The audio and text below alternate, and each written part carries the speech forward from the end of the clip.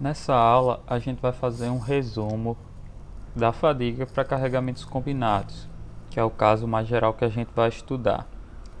E eu sei que é muito conteúdo e que se acumula muito, então, no geral, é muita informação para a gente poder fazer um desenvolvimento lógico dessa informação, né?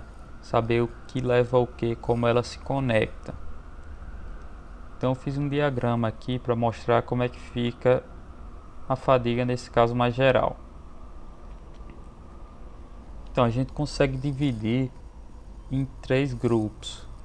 O primeiro deles seria o desenvolvimento da resistência do material, porque como a gente viu, na fadiga eu não tenho um valor de resistência à fadiga tabelado. Eu preciso calcular esse valor caso a caso, né?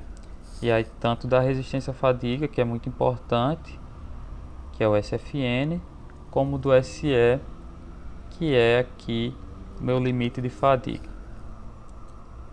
Além do desenvolvimento da resistência, eu tenho que fazer um desenvolvimento das tensões, porque eu tenho tensões aí que podem ser principalmente flexão axial, torção, e eu tenho concentração de tensão envolvida, e no meio de tudo isso eu preciso de um jeito de unir a informação de todas essas tensões. Então, para fazer isso, eu separo esse grupo aqui de desenvolvimento das tensões. E o terceiro grupo, que é esse aqui numa cor mais avermelhada, trata da falha em si, ou do projeto, né, do dimensionamento. E aí a gente aplica os critérios de falha e faz uma análise, ou seja, o projeto, mas aí a gente tem que levar em conta escoamento de primeiro ciclo, vida finita e vida infinita.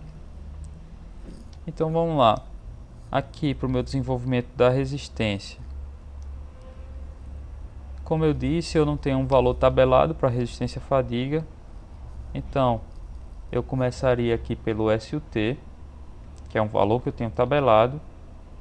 Com ele eu consigo estimar o SE', que seria o meu SE, o meu limite de fadiga, mas para as condições de laboratório, onde eu tenho tudo saindo perfeitamente, tudo perfeitamente controlado. Do SE' para chegar no SE, eu uso a equação de Marin, que leva em conta os coeficientes Ka até Kf.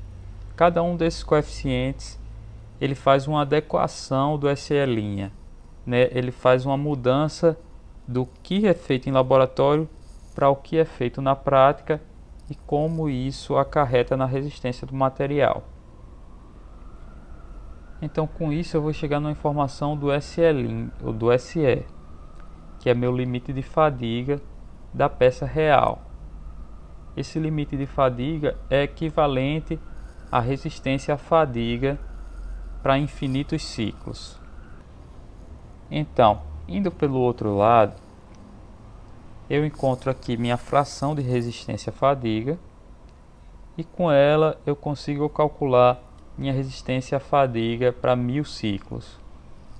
Com a informação do SE e do meu SF de 10 a terceira, eu consigo uma fórmula que me dá a resistência à fadiga para N ciclos, que é essa forma exponencial a N elevado a B.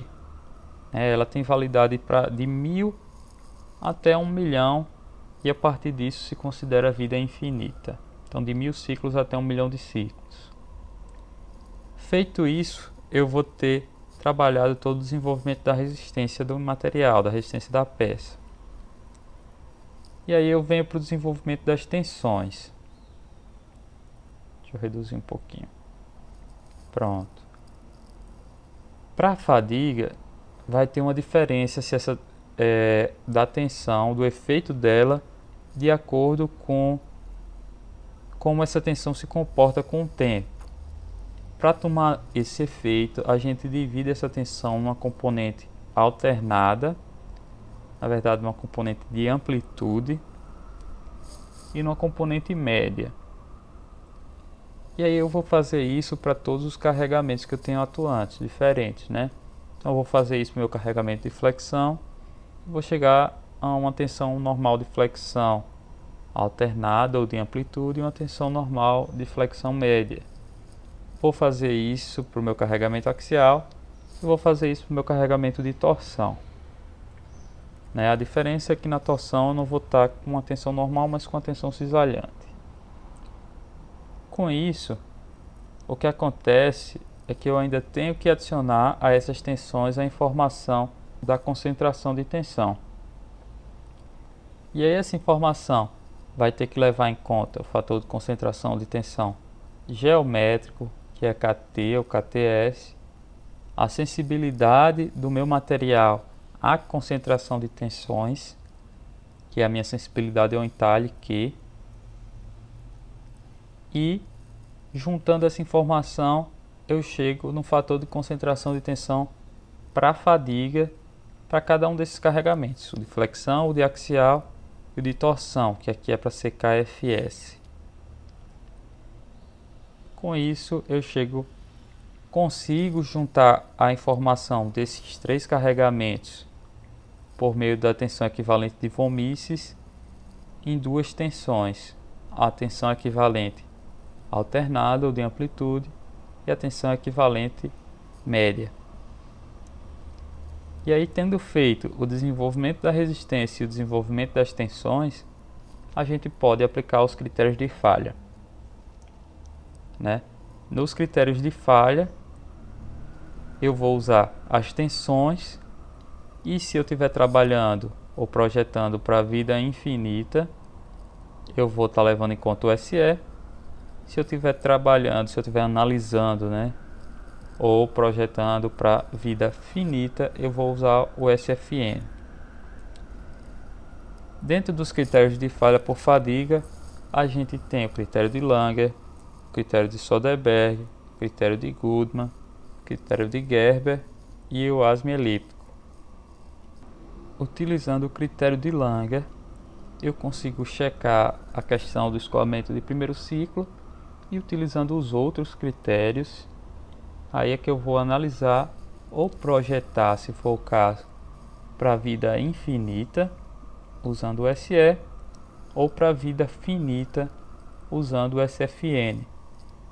E se for o caso de uma análise e eu perceber que tem vida finita, eu consigo ainda determinar um número de ciclos estimados para essa peça. Então esse seria um resumo de como esse assunto, que é bem complexo, se relaciona, as várias partes deles, para vocês não verem o assunto de forma desconexa, digamos assim, e tentarem ver esse assunto de uma maneira global, tentar entender ele como um todo.